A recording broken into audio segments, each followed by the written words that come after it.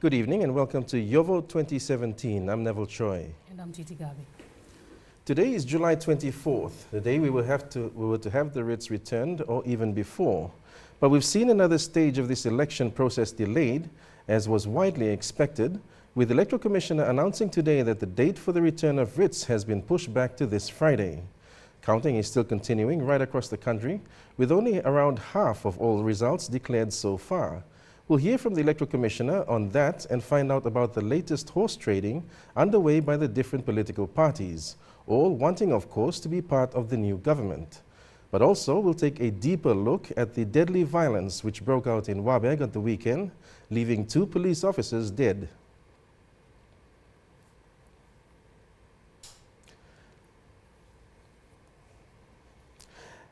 As they mourn the loss of their 2 own, police are investigating the shooting incident in Wabag at the weekend. 2 officers were killed, another is in hospital in Port Moresby. The incident occurred on Saturday morning. It also saw shots fired at the conduct returning officer's vehicle and the district administrator. The police commissioner, Bucky, travelled to Wabag and says the town is now in lockdown. I've instructed for a lockdown in Wabag for the next 3-4 days. Meaning that no one will be allowed to travel into Wabag from either, from Pogra Way or Kandip Way to come inside, and from Montagan into Wabag, to allow the security personnel to concentrate on maintaining high security, so that we can allow the counting officials to work both day and night to try and meet the deadline. The assurance we have this morning as well, so the people that are living around Wabag now have come forward to assist the police.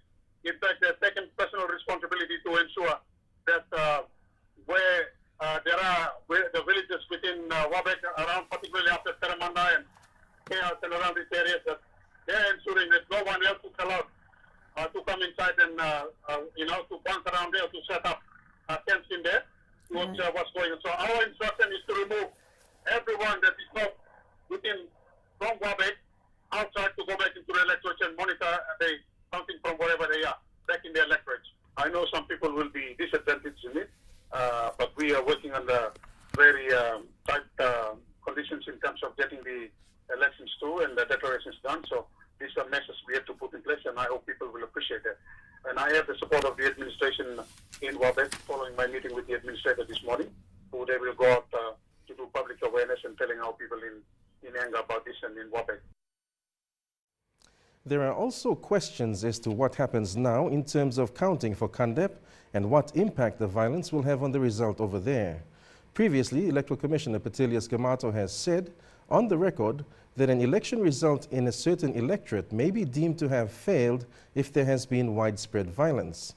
When asked about the Kandep incident today, Mr. Gamato told reporters he didn't want to discuss the issue of a failed election until police investigations have been carried out.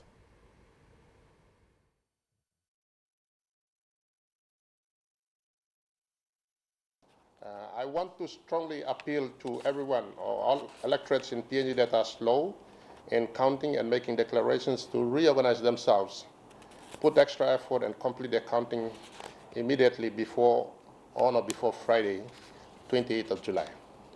I have in fact signed writ or instrument for the extension of the date from today to Friday, so we still got up to Friday for those provinces or electorates who are counting to complete their counting. Police Commissioner Bucky today said they will be able to allow counting to continue in Wabag and made the decision to keep it there rather than move to another location. Having to move the counting from there out of Wabag would have been a nightmare in terms of the logistics, so we will just have to keep up our security arrangements in Wabag and then we allow the counting to proceed. We're basically looking at least about 300-400 personnel, almost 500 officers to be on the ground to continue with the counting. Police are, of course, mourning their own while they try to control the security situation in and around Wabag town. Police Commissioner Bucky says morale has been hurt, but he says his officers are determined to continue with their jobs. The morale has been hurt simply because of the fact that they've got their colleagues being shot at the same time, they appreciate and understand the fact that there is work to be done. And I think that's the assurance. All the security personnel on the ground in Wabag, despite what has happened, are determined to ensure that we get this counting going and get it out of the way. I think it's because of the fact that there is this now level of support that's been given by the provincial administration in public awareness of the people around Wabag and Enga to ensure that they allow the security forces to do their work collectively. Now, I know it's a situation that has moral effect on our men and women. This is probably the first election-related incident that we have in any elections.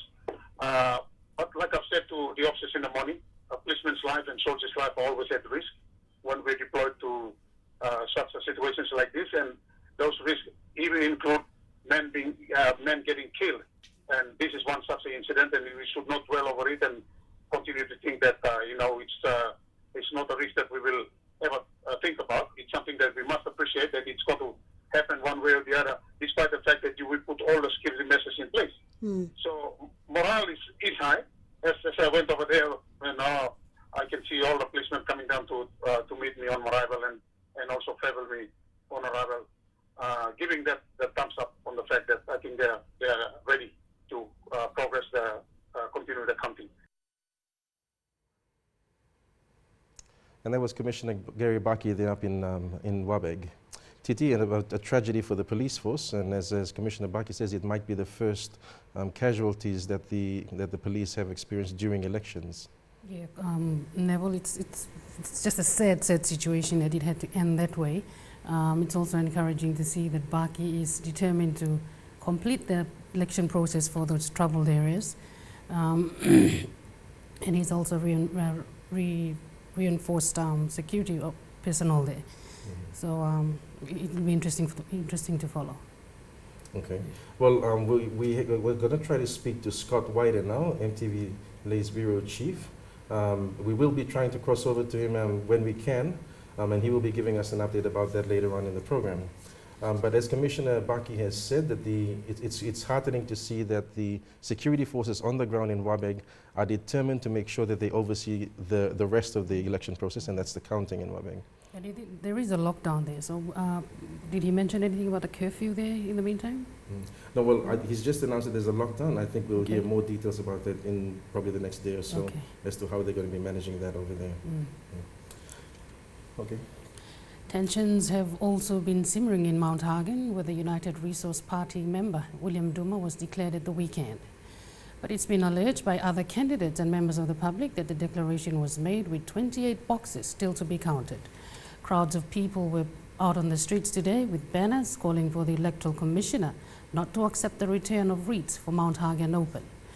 Police Commissioner Gary Bucky says additional personnel will be deployed to provide security at the Mount Hagen Airport, but he doesn't believe the current situation will affect the entire Western Highlands province.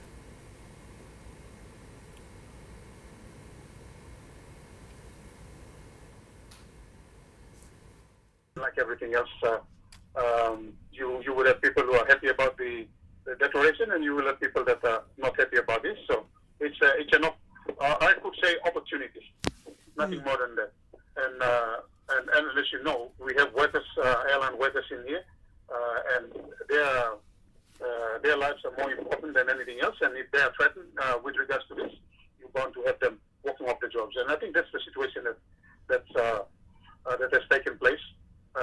The request is for the police to provide, as I understand now, to provide security around the airport area for the next 2 weeks, just to ensure that things are back to normal. So, as I'm talking to you now, I understand this morning there was a meeting that took place while I went over to Wabag, and the outcome of the meeting has resulted in one of the enemy aircrafts has landed, but I think the flight is gone, so I'm talking to you, took off. Tomorrow we will have additional personnel to come here and assist the National Airports Corporation, and we will get normalcy back into Hagen. I'd like to say is that I don't think it's an issue that affects the entire Western Islands. It's those that live within the precincts of the airport, and most probably are not happy with the outcome of the results of the Hagen Open seat that did that. But I think we will be on top of it. That's the standing as it is at the moment.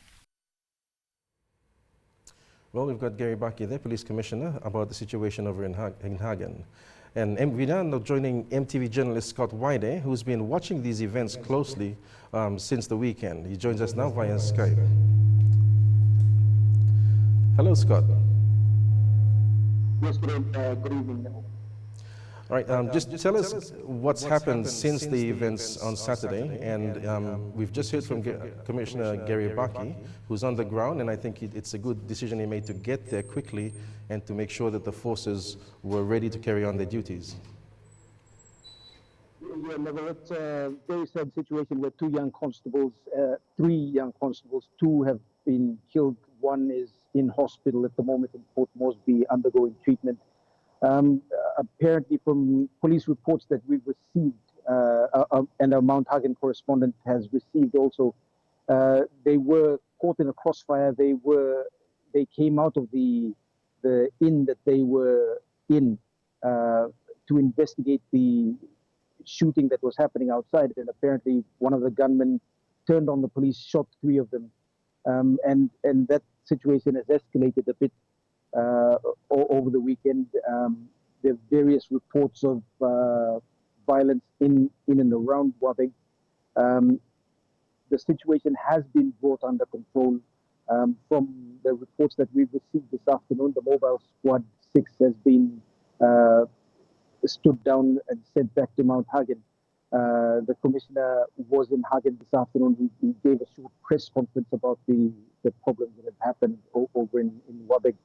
The bodies of the two constables were airlifted yesterday to Baca, and they will stay there until further notice and until the rest of the family have been informed and other procedures followed.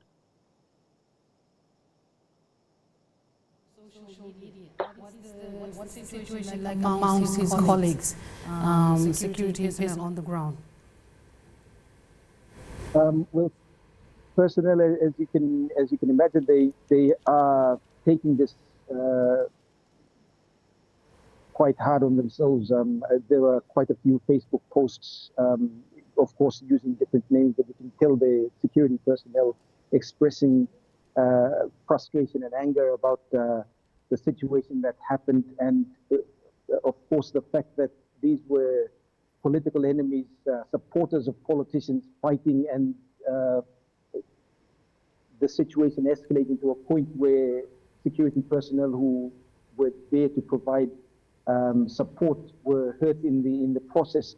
And many people are saying it shouldn't have happened that way if the politicians kept their supporters in control and let the electoral process continue as it should have. And Scott, now a lot of people are already using the words failed election for Kandep. What's your take on it? What's going to be happening from your perspective?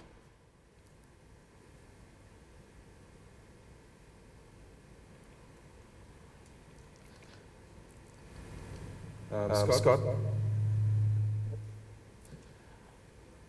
Yes, okay. I think we're having some problems there with speaking to Scott Yday. But we'll take a break now. You're watching YourVote 2017. For all the election results at any time, visit the YourVote 2017 Facebook page. We'll be right back.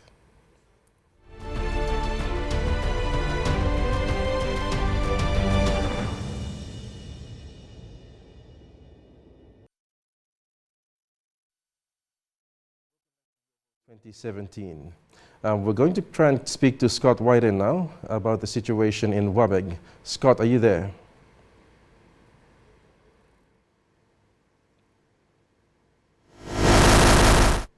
Hello, Scott. Hello. Okay.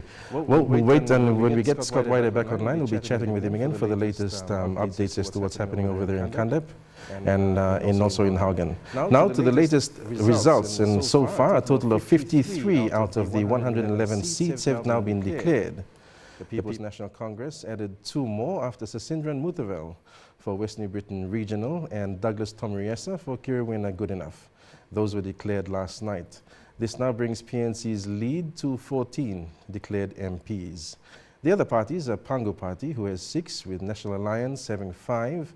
Social Democratic Party has registered the first member-elect with Catholic priest, Father Simon Dumarino, for the Central Bougainville open seat. PPP now has 3, the rest of the other parties, 1 each, and 5 independents with the declaration of lay open member John Rosso and Rigo open member newly elected Lekwagure, who has defeated PNC's Ano Pala. So with around half the seats declared so far, we're hearing reports that different political parties are gathering in different parts of the country as they try to get their numbers and political agendas together with the hope they might form the next government. The People's National Congress is gathering again in Alatau for what it calls a working retreat to finalize the policy agenda that it wants to take to the next parliament. And today, many of the other parties announced formally that they are preparing to join forces and try to form the new government, describing themselves as the Alliance. They claim National Alliance, Pangu and PPP will be the major parties, while others with smaller numbers will join them also. These include the National Party, PNG Party, CRP, Melanesian Liberal Party, Melanesian Alliance, New Generation, People's Movement for Change, The Party, and PNG First with some independents. And we still have, hopefully we can speak to Lay Bureau Chief Scott Yday now via Skype. Hello, Scott.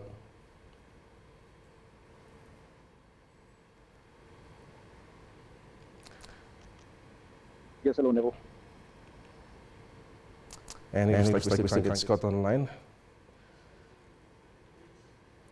Today has been the deadline for the return of writs, which means we should have seen counting completed by today for all 111 seats. As we've heard, we are only about halfway through with results. Electoral Commissioner Patilias Gamato met yesterday with the Governor-General requesting the delay of the return of writs. He's been granted the request, extending it out to the end of this week.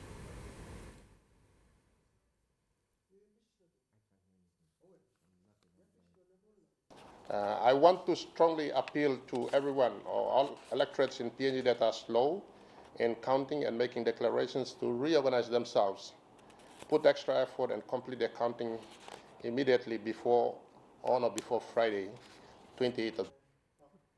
I have in fact signed writ or instrument for the extension of the date from today to Friday. So we still got up to Friday for those provinces or electorates who are counting to complete their counting.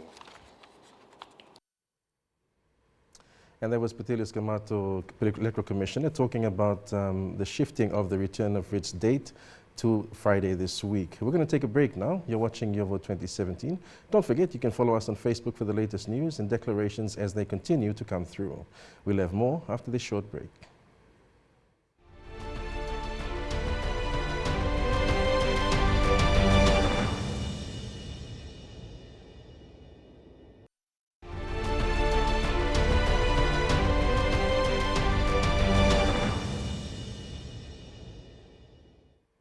Welcome back. You're watching Your Vote 2017. Electoral Commissioner Patilias Gamato today denied that members of the media have been banned from entering the Rita Flynn Counting Center in Port Moresby. Mr. Gamato was responding after recent reports alleging that journalists were being prevented from entering the counting center where the NCD regional and Moresby Northwest votes are being counted. He maintains that media plays an important role in providing news coverage and transparency during this national election event. With regards to what was reported in the media, as media ban at the NCD counting venue on Monday, Northwest and NCD provincial seat at Rita Flynn complex, sports complex, I must place on record that there was no official ban on the media to cover the progress of count, especially from my office or for myself.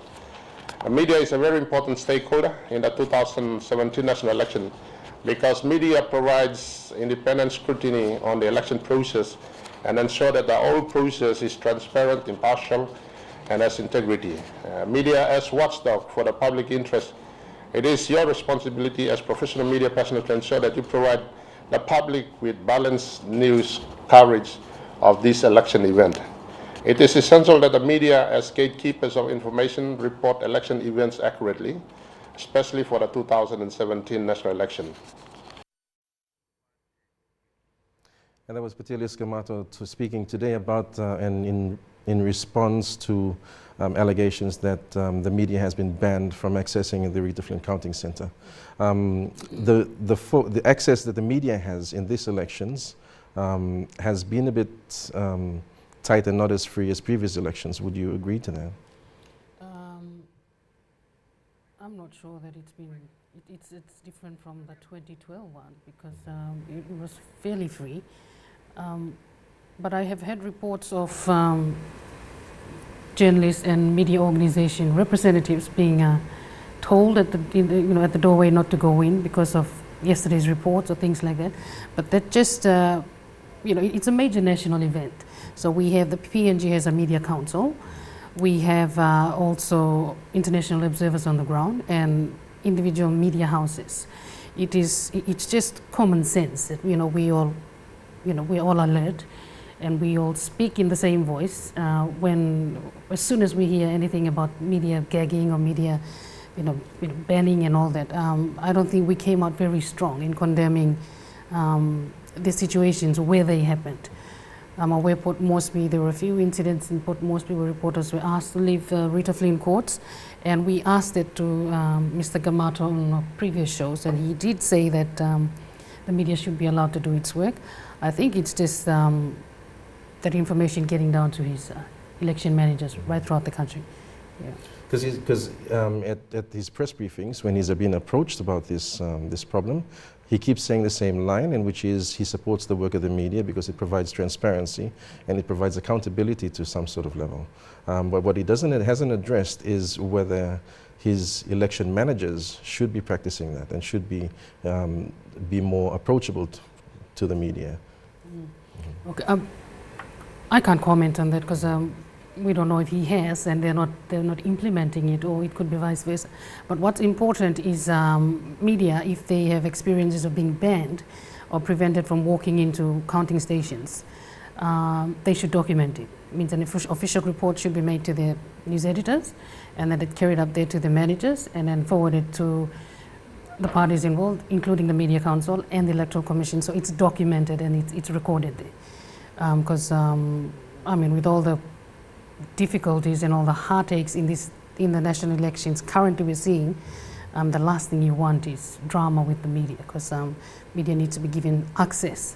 Regardless of the situation, they have to be guaranteed free access and free and balanced reporting. Right.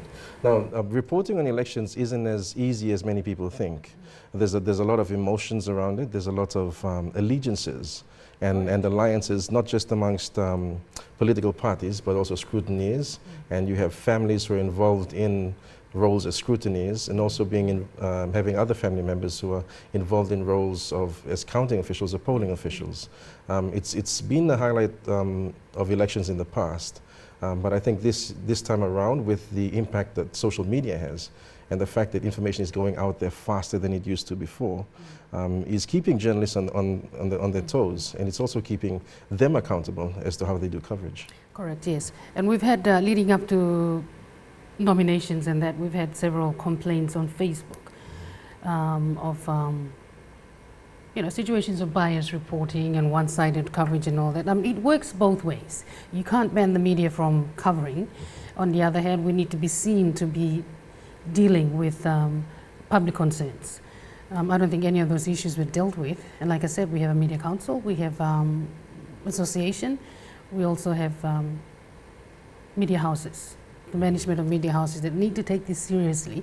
Look, it's about credibility. Where we hear a complaint, it must be dealt with, and most importantly, recorded. All right. Well, on that note, we at EMTV have been covering the elections from the start, and we've been trying to give the latest information for the updates for every phase of this election. And the YourVote2017 program is winding up towards the end of it now, because we are approaching the formation of government. But over the next couple of days, we'll be hopefully getting in some other party leaders of the major parties, or those who have already declared candidates, and we'll be speaking to them about what their thought process is going into the formation of government, which is after next week or the week after next. We have PNC camping in Alatau. We have the National Alliance camp in Kokopo. And now we've known that their grouping of these other smaller parties are being known as a group called The Alliance. Hopefully we get to speak to one of their representatives in the days to come. That's all we have time for this evening on Your Vote 2017. But remember that at any time you can get the latest election news and results on our Facebook page. Just look for Your Vote 2017 and you can follow that also. We'll be back here at the same time tomorrow night. Until then, I'm Neville Choi. And I'm Titi Gabi. Good night. Good night.